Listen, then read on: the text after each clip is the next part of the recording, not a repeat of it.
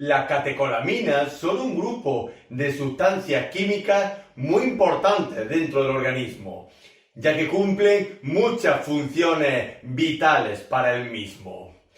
A su vez, las catecolaminas sirven de varias funciones a nivel nervioso, como por ejemplo neurotransmisores y hormonas. Existen muchas catecolaminas, pero dentro del organismo hay especialmente tres que son muy conocidas.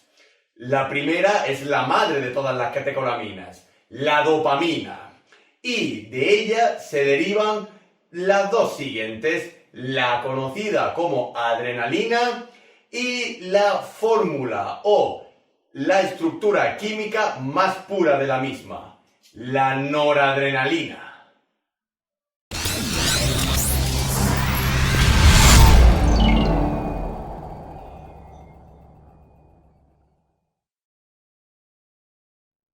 La noradrenalina es una sustancia orgánica perteneciente al grupo de los adrenérgicos.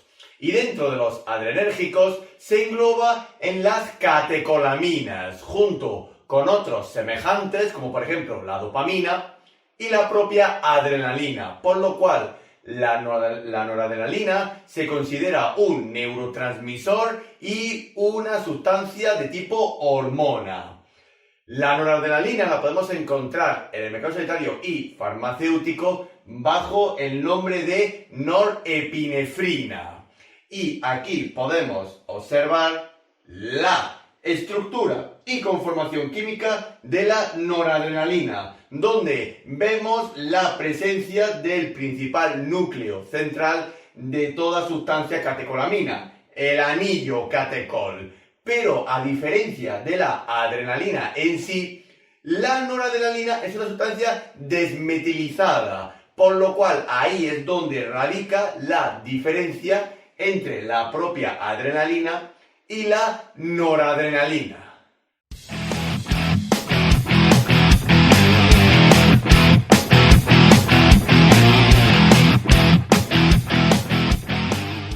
La noradrenalina, casi al igual que su familia de las catecolaminas, tiene muchos usos a nivel orgánico, especialmente en el control de las funciones vitales.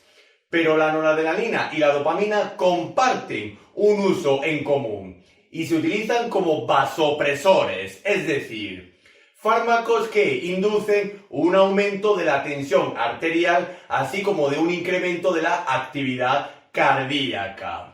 Por lo cual la noradrenalina la podemos utilizar para el tratamiento de la hipotensión o de aquellas patologías que cursan con un cuadro de hipotensión aguda, mantenida o incluso que sea resistente, y también podemos utilizar la noradrenalina como coadyuvante en ciertas patologías o situaciones, como por ejemplo en las paradas cardiorrespiratorias, en los ámbitos quirúrgicos y por supuesto en las depresiones de volumen orgánico, es decir, en los shocks. Y también la noradrenalina se utiliza mucho dentro de los ámbitos críticos, especialmente para el control de las funciones vitales a nivel cardiovascular, como pueden ser en las unidades de críticos, de vigilancia intensiva y de nuevo en el ámbito quirúrgico.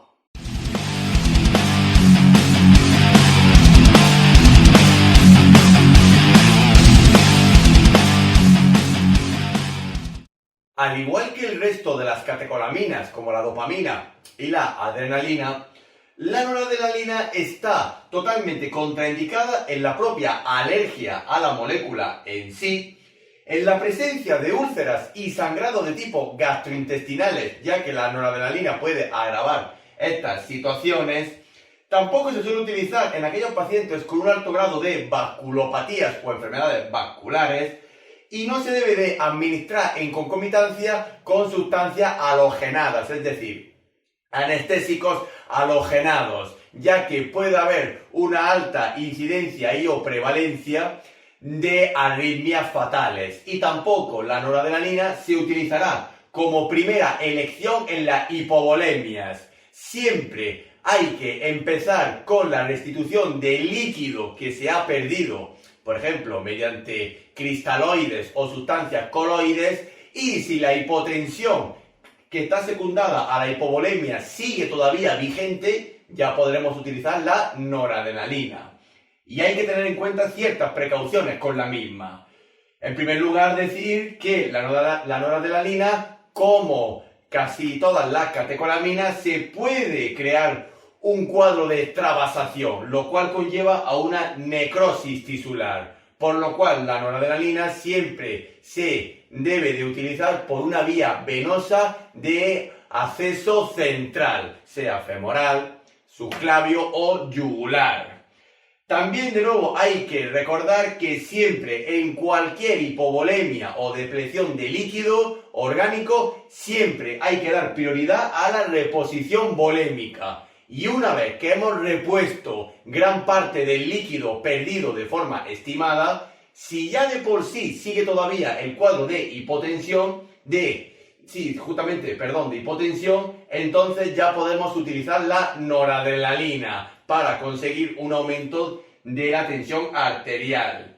También mucho cuidado en situaciones que cursen con hipopsias e hipercapnias, ya que la noradrenalina, al ser vasopresor y provocar una vasoconstricción de los vasos sanguíneos, puede llegar a suceder que no haya un aporte de oxígeno suficiente a los tejidos, así como una retención del dióxido de carbono. También mucho cuidado en pacientes con cierto grado de trombosis, así como también en las diabetes mellitus y en las tiropatías.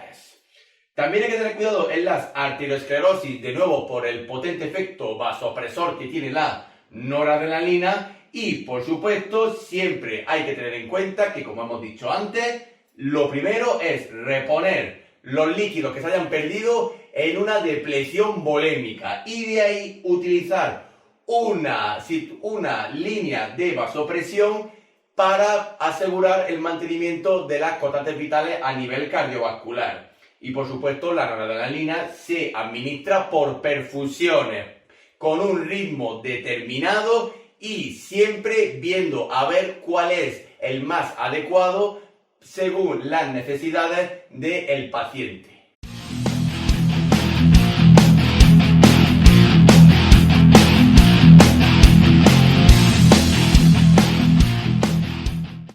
El mecanismo de acción de la noradrenalina es absolutamente idéntico que el de sus semejantes dopamina y adrenalina. Es decir, la noradrenalina es un estimulante adrenérgico. Activa los receptores propios del sistema nervioso autónomo simpático.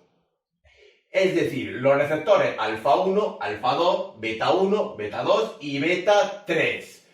De nuevo repetir que la noradrenalina junto con la adrenalina están consideradas como las principales hormonas y neurotransmisores del sistema adrenérgico. Pero la noradrenalina tiene una característica específica, y es que mientras que su hermana, la adrenalina, activa todos los receptores del sistema adrenérgico, la noradrenalina, en función de la dosis que vayamos a administrar al paciente, activará unos receptores específicos u otros. Por ejemplo, si la noradrenalina la administramos a dosis bajas, prevalece el efecto beta.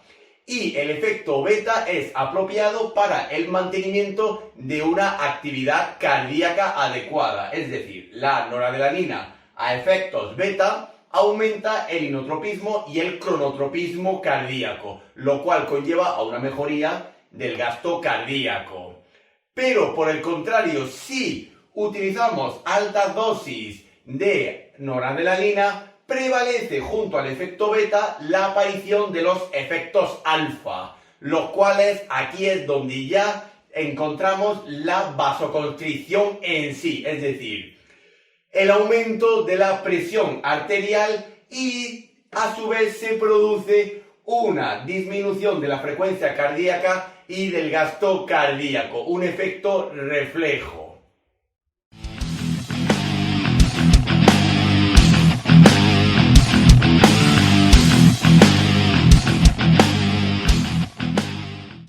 La vía de administración más usual de la noradrenalina es la vía parenteral, especialmente de tipo intravenosa periférica y la más importante, de tipo central, la cual se administra mediante perfusiones, siendo el acceso vascular central el prioritario para la noradrenalina. Y al igual que sus compañeras catecolaminas, la noradrenalina se debe de diluir en sueros glucosados, sean del 5, del 10, del 15 o del 20%.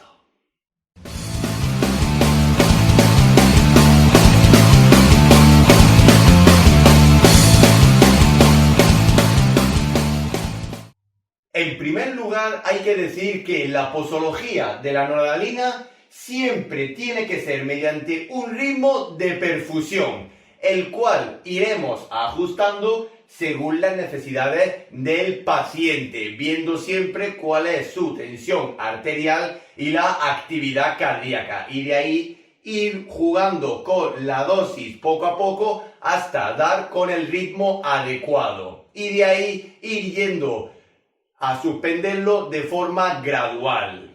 Por ejemplo, una dosis para adultos de noradrenalina usualmente suele ser con un inicio de 8 a 12 microgramos por minuto de ritmo, reduciendo la dosis si precisa hasta alcanzar los valores adecuados de tensión arterial en el paciente. Y de ahí seguir con una dosis de ritmo de mantenimiento de 2 a 4 microgramos por minuto.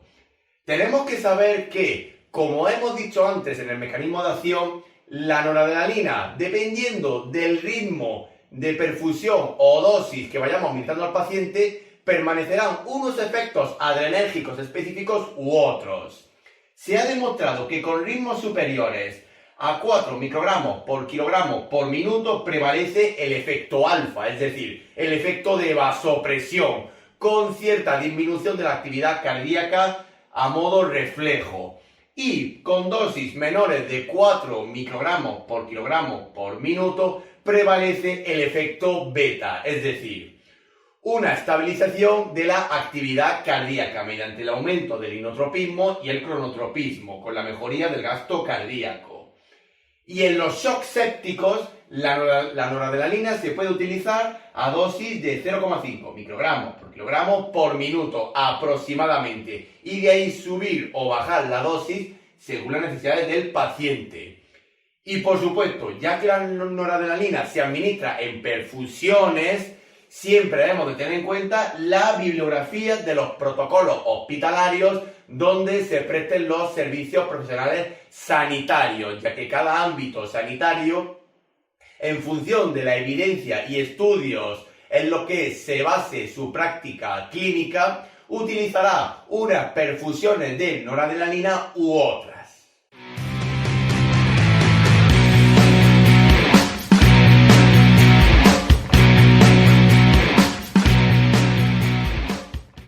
Dentro de la compatibilidad e incompatibilidad de la noradrenalina con el resto de la farmacología existente, deberemos de hacer una exhaustiva revisión bibliográfica de qué fármacos se pueden mezclar a la vez y en terapia ENI con la noradrenalina. Y también se ha evidenciado que la misma tiene incompatibilidad con algunos fármacos como el tiopental, la fenitoína, los barbitúricos o el grupo de las xantinas, como la aminofilina o la teofilina.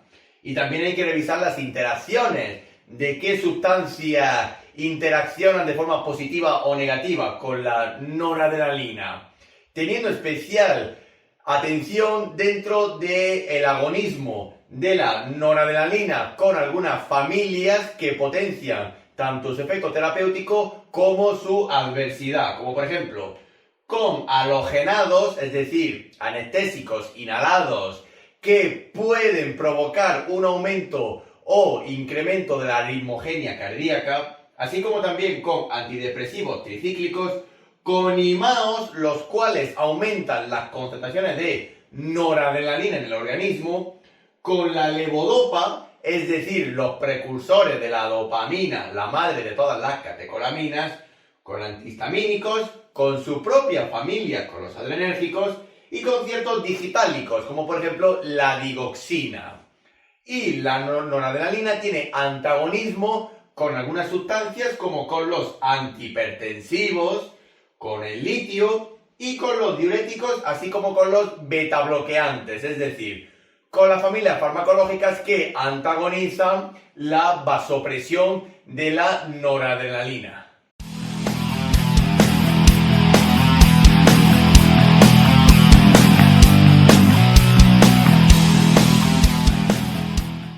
Al igual que su familia de las catecolaminas, la noradrenalina también puede presentar efectos adversos y secundarios, siendo especialmente dos de ellos muy comunes.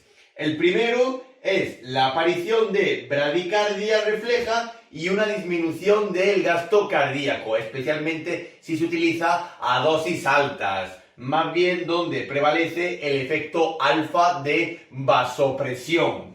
También puede provocar extravasación y necrosis tisular. Para ello es mejor, en caso de que se establezca un propio cuadro de tromboflebitis y extravasación tisular, tener a mano un alfa y beta bloqueante, como por ejemplo la fentolamina, la cual se administrará en los tejidos extravasados de noradrenalina con un poquito de suero fisiológico.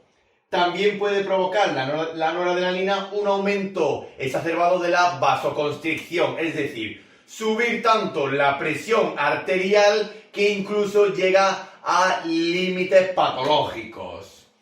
También puede disminuir el flujo sanguíneo, es decir, si se constriñen los vasos sanguíneos, menos sangre circulará por ellos y habrá un menor aporte de oxígeno y de intercambio gaseoso entre los tejidos y la sangre. De ahí mucho cuidado en pacientes que puedan presentar hipoxemia o hipercapnia. También puede provocar a nivel general mareos y sofocos, los cuales están relacionados con el aumento de la presión arterial, es decir, con el mecanismo de la vasopresión. Y también puede provocar dermatopatía, reacciones cutáneas, así como cefaleas, insomnios y la aparición de un cuadro de arritmogenia, especialmente si se administra a la vez con sustancias que interactúan a nivel cardíaco central, como por ejemplo con digitálicos como la digoxina o con anestésicos inhalados, más especialmente de tipo halogenados.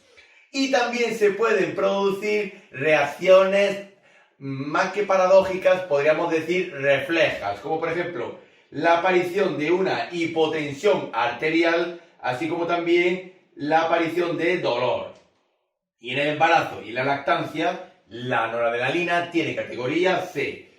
No se debería de utilizar tanto en la gestación como durante la lactancia y en el lactante, a no ser que haya una evaluación del beneficio-riesgo en ambas situaciones, pero es preferible evitarla.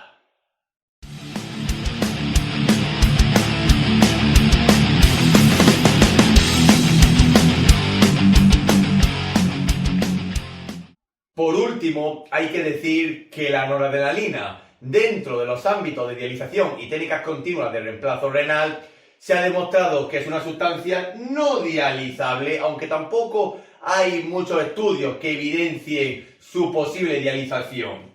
Y no suele requerir un ajuste de dosis, ni siquiera en aquellos pacientes con un alto grado de nefropatía.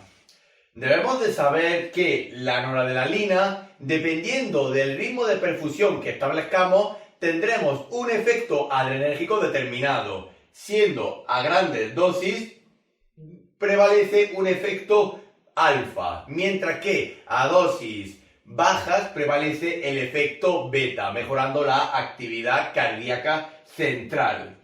Por supuesto, el ajuste de la perfusión, del ritmo de perfusión, se hará en función de las necesidades del paciente para requerir una tensión arterial adecuada. La noradrenalina en sí es una droga vasoactiva, como la dopamina, por lo cual su retirada será de forma gradual y puede crear tolerancia, aunque suele ser bastante rara.